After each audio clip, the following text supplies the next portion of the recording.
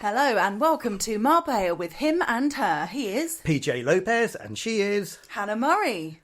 We missed a week. Yeah, my fault. Sorry, I wasn't well. And you might still hear it a little bit in me because I'm a little bit nasally. Yeah, no, he wasn't well and we were putting ourselves under immense stress and pressure with the idea of we must do the pod.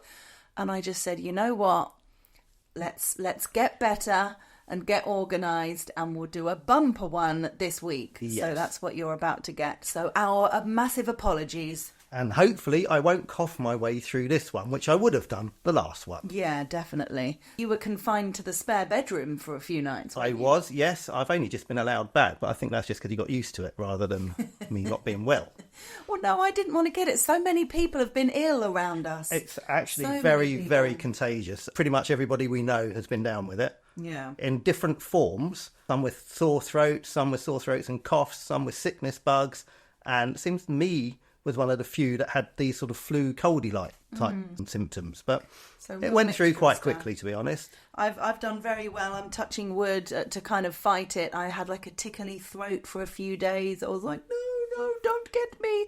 But it hasn't. So fingers crossed I've escaped it. So what have we been up to? We, last Friday night, went to dinner at our friend's house who have recently bought a new place in Benalmadena. And it was lovely, wasn't it? Really nice to see their place. It was really quirky and different. Yeah, lovely. Nice to get out of town sometimes and head up the coast rather than down the coast. And it was lovely. And they cooked a beautiful dinner. So apparently Guy really likes having nuts in salad, which we do as well sometimes, don't we? Love nuts in salad. A bit of crunch. A bit of crunch in your salad is good. As long as it's meant to be in there. If you eat, bite on an old cockroach or something, it's not quite so nice. Don't ruin it. So love nuts in salad. Love nuts? That sounds very rude. Stop it. There were no love nuts in there. There were no love nuts.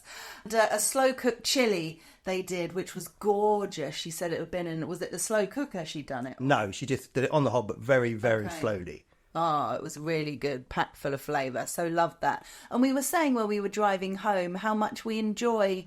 Well, not just their company, because we specifically did enjoy their company, but in general, we like getting to know new people. Yeah, it's good for the soul. I think so. Because you've got different things to talk about, different things to share. Everybody's had different life experiences. Yeah, exactly. And it's obviously it's lovely getting together with friends that you've known for a long time.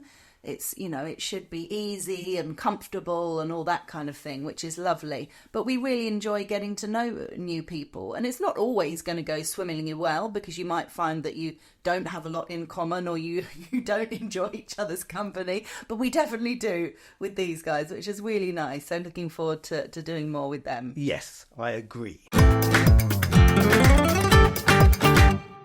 We then went to Portugal the following day, a 4.5 hour drive. Which I happily did, yeah, because I love driving. And we went there for a wedding. It was kind of a wedding. It was kind of their first anniversary. They actually got married a year ago.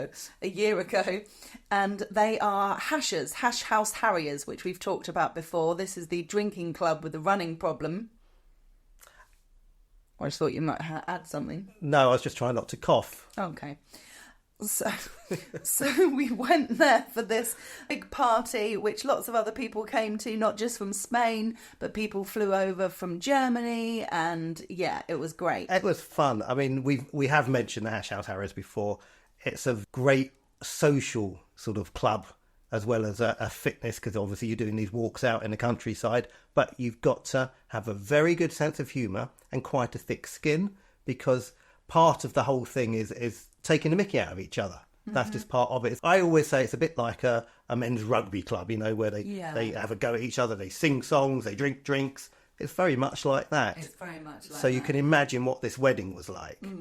And we definitely, again, talking about meeting new and interesting people, we definitely did a lot of that. There were people there from Germany, people living in Texas, people. So yeah, we got to know some really interesting people and had a great party. Funnily enough, when we first got there, because we'd gone in jumpers and hoodies and stuff because it was cold in Spain. It was raining, it was overcast. Yeah, there was rain on the journey there as well. We got there and it was really warm, so we had to go. I needed to go and buy a T-shirt. That was her excuse. And did you just buy a T-shirt, Hannah? No, I also saw a nice jumper. Oh, yeah. Whilst we were there. Yeah. So your excuse was, it was hot, I need to buy a T-shirt.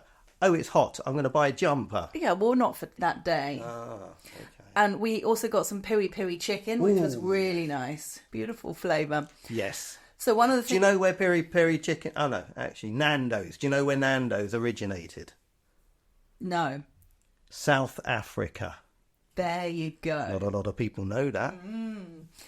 We played Mr. and Mrs., or they played Mr. and Mrs. I prepared it before we went, so the married couple had to sit back to back, and each of them had a pair of pink frilly knickers and a blue sock each, which I had brought. I won't tell you where they all came from. And I asked questions like, who was the first person to say I love you? Who is the messiest? Who's the best driver? All this kind of stuff. Some was about relationships, but some were filthy. Yeah, we won't go into those details. No, because we are not an adult-only channel. We are a clean podcast. We are. I've just had a shower, actually. Well done. That fits then. And they were very good, weren't they? They were really in tune. They got most of them exactly right, like which us is brilliant. No, we're crap at that game. One of the organisers nominated a person, and that person was me, who had to be kind of in charge of the 6 people that you were sitting around, and gave us a song to dance to. So when the song, this was a surprise for the bride and groom, and the song that we were given was Hey Mickey, as in, hey Mickey, you're so fine, you blow my mind, hey Mickey, hey Mickey. So we decided to make pom-poms out of the napkins. That was my idea. Oh, was it? Well done. Yeah. That was great fun. My creative juices were flowing. Steady. So we got up and we shook our pom-poms to that. Sounds rude as well. It does. It was great fun. It was. Maria, the bride, had done a surprise for her husband Scott. She'd gone into a recording studio and she'd written and recorded a country song because he's from America. She's from the Netherlands. Denmark. Close. She's from Denmark. Yeah, she'd written him a country song, which was brilliant, wasn't it? It was really good. So she performed that. Scott made his famous key lime pie. Oh, that was which good. Was delicious. Yes, like that. And then after the party, we went to an after party in an Irish pub that was literally called Irish Pub in, where was that? Not Algarve. That was Villamora. Villamora, yeah.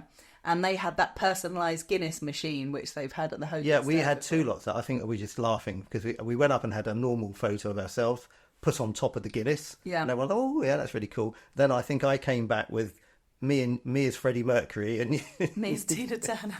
So yeah, we had a few personalised Guinnesses, and everyone was dancing and having a good time. It was great fun, wasn't it? Really, really great party. Yeah, I like it. It was nice, Portugal. It just went a bit downhill after that, really, didn't it? Yes. Although we did get, I think we got it by Glovo, didn't we? A kebab. Yes, we did. But we were kind of arguing a little bit because we were slightly annoyed how long it was taking, and yeah, kind of put a damper on the evening. Yes, I think that's what that pressure and that lowness that you were arguing about with me probably made me ill. Oh, stop it!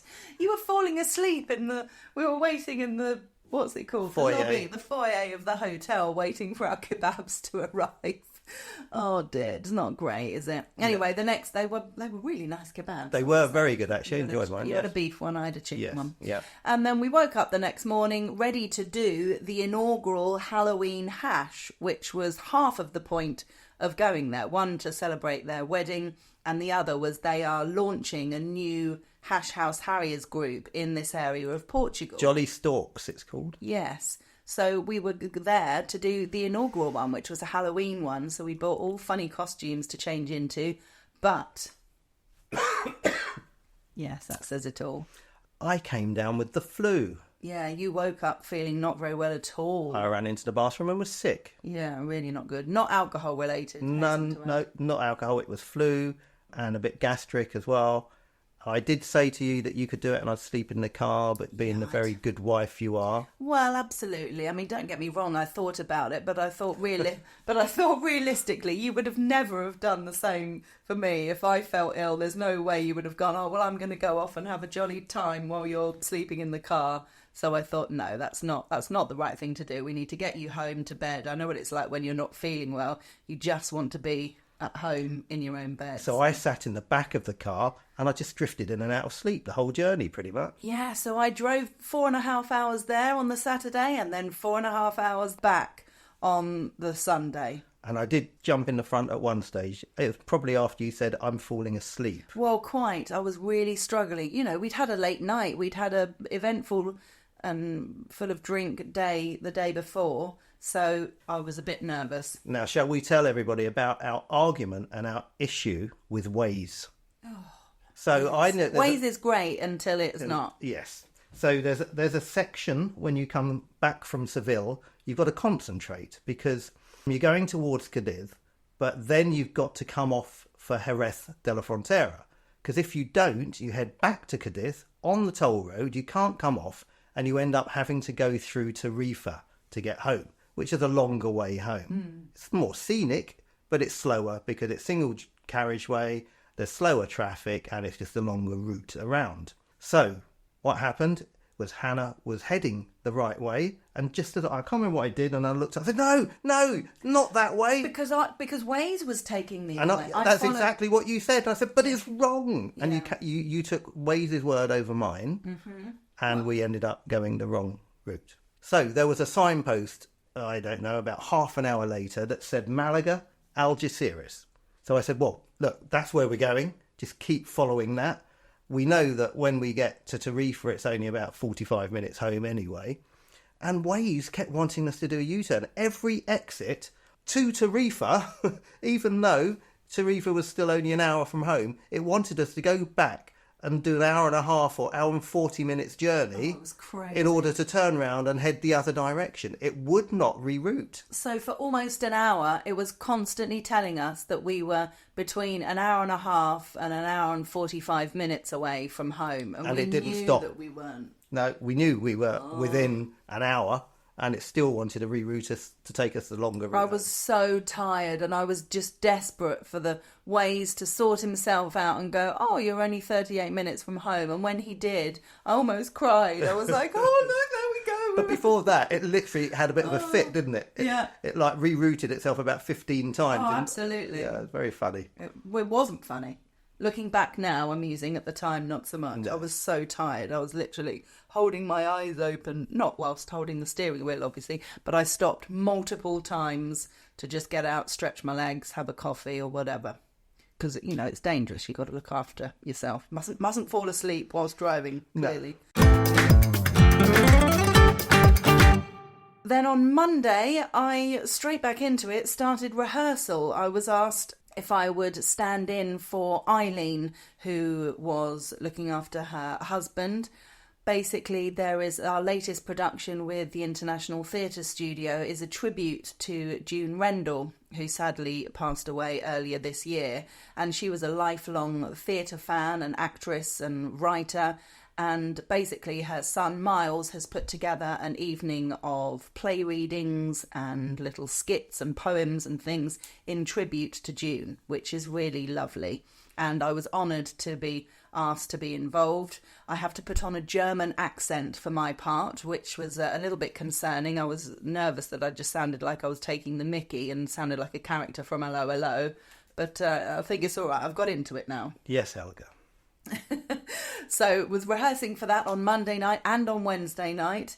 On Tuesday morning, I was invited, I'd had an email via Instagram, if I wanted to come and try out EMS training at this place in Aloha. And she said I could bring a friend, so I asked Amy if she wanted to come along. Amy'd never heard of it, never done it. I'd heard of it because various friends have done it before, but I'd never done it. I thought that it was going to be really painful because it's kind of electric pulses to your muscles. Anyway, so we went. It wasn't painful, but it was kind of uncomfortable in parts. But what was great about it is the lady running the studio adjusts it, you know, you can say, oh, I can't really feel it in my arms, can you turn it up a bit? Or, ow, that's too much in my buttocks, can you turn it down a bit? So Amy and I were on different levels on different parts of our body. Basically, you had to put this suit on. It's very hard to explain. You put shorts and a top on that had these kind of plastic bits to it, and then you put a suit over the top that has wires and things. So basically you get electric pulses to your muscles, and then she was asking us to do simple exercises, so a couple of squats and then stand there and pause, a couple of squats or lunges or various different things. So as you squat, for example, that's when the pulses really get your buttocks and your thighs. So it's like, it kind of hurts as you're doing it. Sounds like torture. It does sound like torture, but it really wasn't. It didn't hurt per se. It was just like, oh, okay, that's what it feels like. Not my idea of fun. No, I quite enjoyed it. Never ever going to do that. Well, the idea is why it's so beneficial. So we did like between 15 and 20 minutes. I think the first time you do it, it's only supposed to be 15 minutes. But after that, every class is never more than 20 minutes. And that 20 minutes is the equivalent of 90 minutes of hardcore cardio exercise in the gym. So we left sweating, feeling like we've done a full workout. And for days afterwards, my bum and my thighs particularly were really aching as if I'd, gone mad in the gym. So really effective, really good. I get it. Well, when you're in bed tonight, I'll electrocute you and then you should feel good in the morning. No, it's not quite the same as that. On Wednesday, I was really excited. After rehearsal, I got home and I was like, right, I felt sort of normal for the first time after the weekend. It took me a few days to recover, both to try and stay away from PJ and not get what he had.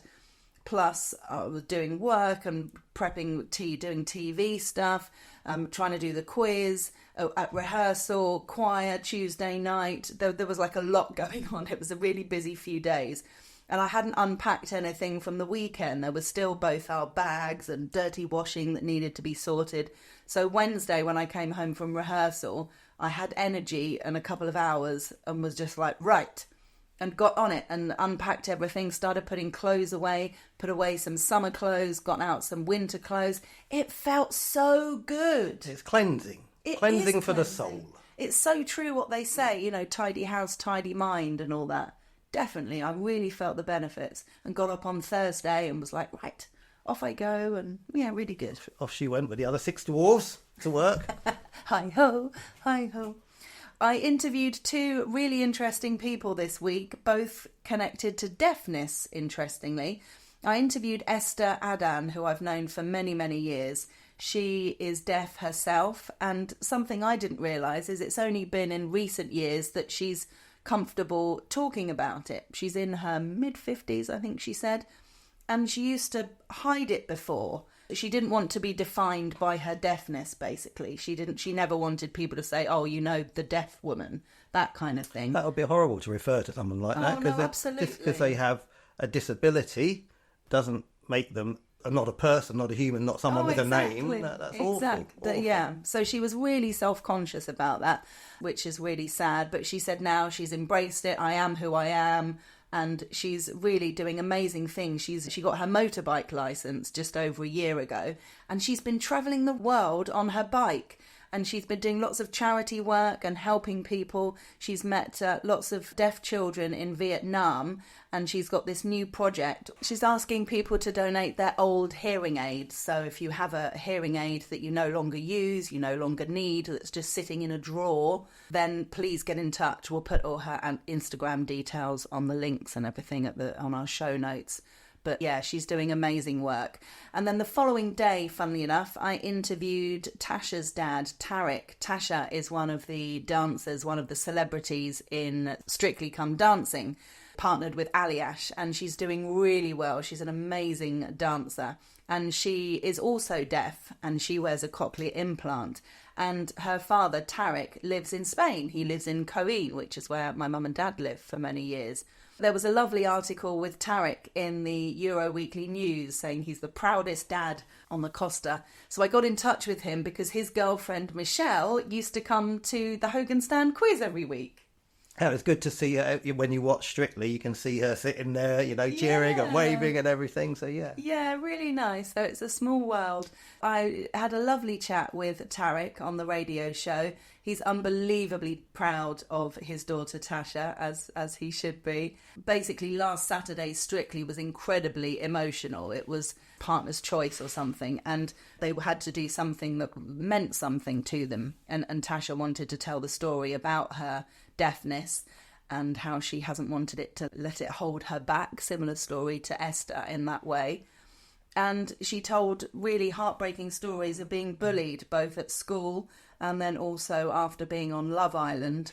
I can't believe it. There are, unfortunately, but how cruel people can be and how people can use that as a way to insult. It goes beyond insulting, doesn't it? It goes, they Cruel, use it. word. Totally cruel.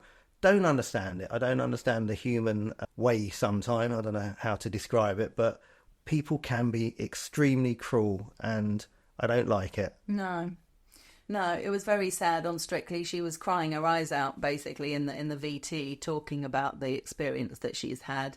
And Tarek was saying that, it upset him seeing her cry, of course. We were watching it at home, crying. It was just very emotional. And they did a fabulous dance to Pink's What About Us, which was great. So, yeah, lovely to chat with Tarek.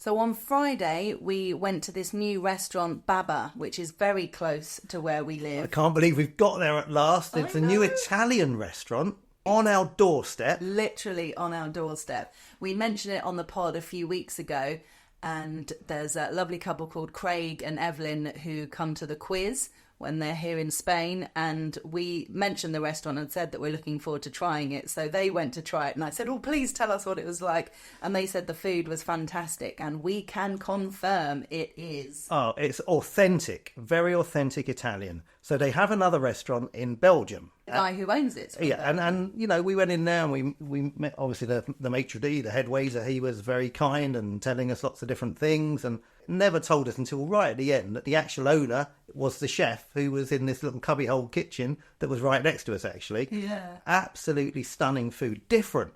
Really, really different. We had a duo of... Well, before that, he brought along an amuse-bouche. Oh, yes, I forgot about that. Yeah. Which was griddled courgette, griddled aubergine, and some fennel. Yes. Delicious. Courgette is so underrated. It's one of my favourite But it was griddled. That's what I said. Yeah, I know you said that, but... Just checking. But it gives it that real flavour, doesn't it? That charcoaly flavour. So and there was olive oil, lemon, and salt and pepper. Yeah. Simple, but tasty. And fennel. I love fennel. We bought some today. Yeah. I'm not sure what to do with it yet, but yes. Well, he didn't... This wasn't cooked. It was really thinly sliced fennel. Was it? Yeah. With the olive oil and the salt and pepper, and it was really, really nice, so flavoursome. And then we weren't massively hungry, so we decided to share a starter and share a main. I could do that from now on, though. I mean, wow. Yeah, I didn't come home like hungry. I was completely full up. Oh, definitely. And we actually said with the burrata, the starter that we shared, there's no way we could have had that on our very, own. very rich. It's a gorgeous. good one to share. So there was a trio of burrata on the menu, and there was a duo of burrata on the menu with a pistachio pesto. And we liked the sound of the pistachio pesto, and that was really nice. So the duo of burrata, one of them was a normal burrata, but it had like truffle oil on it. So it had a gorgeous truffle flavour, which is my favourite. And the other one was a smoked burrata, which had a great flavour, didn't it? Yeah, well, it's smoked. Mm-hmm. So yes, lots of cheese. Definitely recommend that, but definitely recommend sharing it. It's a good one to share. And then the lobster ravioli was the best we've ever had. Yes, because sometimes when you get lobster ravioli, it's got a lobster bisque as a sauce. So that's really where they try and get the flavour of the lobster, and you don't get much in the ravioli. This was not like that. This was decent sizes of raviolis. Yeah, they were big, absolutely stuffed full of lobster. And it just literally had a very simple butter sauce on. Lemon butter sauce. And it was amazing. The flavour coming out of those raviolis was out of this world. Yeah, we loved it. Before I forget, the first thing that I noticed in the restaurant, which I really loved, was their attention to detail. They had these blue, really pretty Sicilian kind of style tiles that were around the restaurant, in the kitchen, on the menu, and on the plates. Everything was beautifully coordinated. Yeah. It was all really thought out. And very Italian looking colours. Yeah. The yellow and the blue. The yellow with the lemon and yeah. Really loved that. I mean, again, we'll put the details in the notes, but if you want to just have a quick look and see what they're about, it was at Baba Trattoria _ES. And then he came and offered us a drink afterwards, and we had a limoncello, which was homemade. Yeah, again, you can tell, because we've had limoncello. I love limoncello, but sometimes it can taste a little bit sort of... plasticky. Yeah, synthetic. Yeah. Whereas this just tasted lemons. It was gorgeous. Really nice. And we bought some biscuits. What are they called? Amaretti. Amaretti biscuits. Because they have a little kind of deli section where you can buy pastas and sauces and all kinds of things. So we got some Amaretti biscuits. Looking forward to trying those. I know it's a super long episode today, but we have to mention Valencia, because since last time we did the pod, there's been these devastating floods in Valencia where so many people have lost their homes, their cars and their lives. Over 200 people have died. They say it's going to go up way higher than that. There's still a lot of people missing. Children, babies, mothers, fathers, grandparents. I mean, it is horrendous. It's just devastated the whole area. There was a warning. Apparently, Amet did give a red warning. And apparently they did it on the phones. And I was discussing this with you earlier, that it's all well and good giving warnings on phones, but we're not used to getting warnings on phones. So, number one, I don't even know what the alert is. Maybe it's a noise, I don't know. But that's great if you buy your phone, because a lot of the time my phone's charging upstairs and we're downstairs. Phone might be off, it might be on. I know it doesn't matter if it's on silent or not, it will still come through. But I don't think it's the best way to do it. And a lot of people just don't really take notice of it. It's like, oh, what's going on there? You know, whereas I said if there was like an air raid siren outside and then followed by, you know, an announcement coming through through a tannoy system of some sort, you know, the car going around, you're more likely to take notice, to think, what the hell is that? What's going on? Yeah. You know, step outside and then people say, oh my God, you know, and then you'll take notice. I don't know. Something didn't work and it's caused mass devastation and mass loss of life, a lot of which needn't have happened. Yeah. I mean, they couldn't have stopped the devastation, obviously, that was nature, but they could have stopped a lot of loss of life. And it's horrendous, you know, a lot of those lives lost were in a car park underneath a shopping centre, and it flooded and they were trapped. I mean, how awful.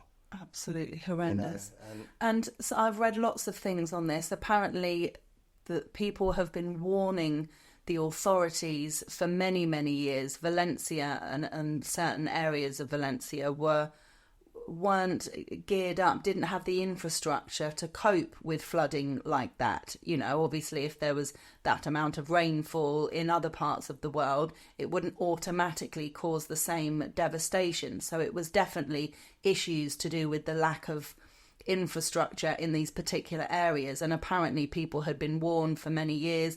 There could have been a lot more done about it, so it wouldn't have been so devastating. So a lot of people are asking a lot of questions. And the response as well, the response to it was very slow. And once it happened, it took a long time for people to get in and do things. The public in general now have rallied and have done some amazing things and raised money, but also donated sheets and blankets, so much so that they don't need any more. They're pleading no more of those. They need things like Wellington boots and masks and other things, and obviously financial help as well, because some of these people have no homes. It has been really heartwarming, hasn't it, seeing a lot of these videos that have been coming through when you saw just lines and lines of people walking over the bridge going into Valencia with anything they could bring, that, you know, brooms and shovels and things like that. And that's the other, we were just mentioning a moment ago about Tasha and bullying and things. And this is the other side of humanity, which is obviously the much better side and hopefully outweighs massively the bullies. Good on human nature and humanity getting behind everybody and trying to do what they can. Yeah. And that's from other countries as well, not just here. We've seen, you know, I've been speaking to people in the UK and they've wanted to get behind it as well. So sending massive love and care and strength to the people of Valencia, and well done, and thank you to everybody who's got involved and done what they can to help. Well done, yeah. that's it from us. We'll end on a serious note. It is good to be back with you. It's goodbye from him. And it's goodbye from her. Bye-bye.